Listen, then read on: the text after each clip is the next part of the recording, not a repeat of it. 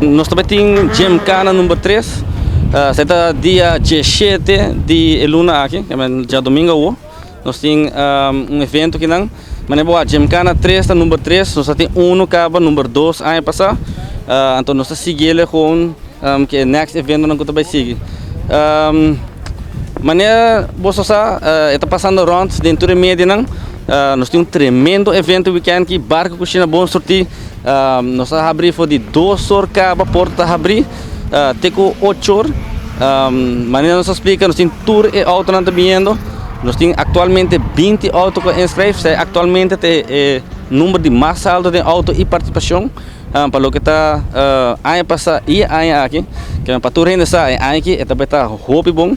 Também tem hobby participante, que é hobby huma, hobby show, hobby adrenalina.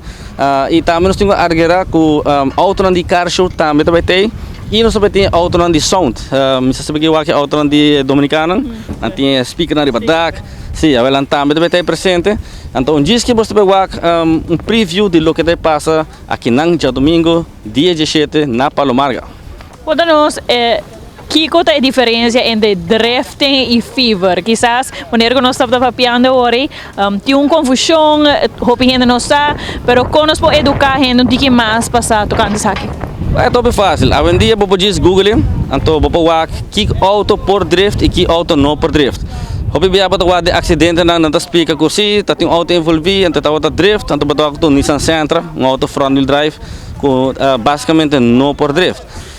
Para que nós que criar sei, você hoje dia ora você usa a palavra drift, está pondo luz negativo de deporte quando nós está basic está promover assim no hobby e por badi pode reconhecer como um deporte.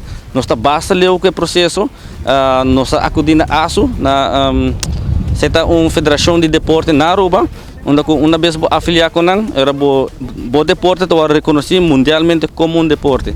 E nós está basta ler com ele. Se está bom para aqui, nós está claro que tudo é papeleo, para assim nós podemos inscrever na ASU como um deporte.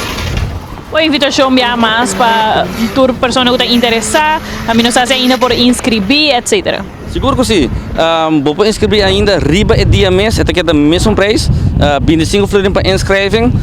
Entrada está com 5 florin, muito não boys dois ainda paga 5 florin só, mas nem batendo 5 florin só. Também se você tem um auto bonito com porque show dia aí, você paga 5 florin, porque normalmente você paga 10 florin para o auto para auto de show você paga 5 florin só.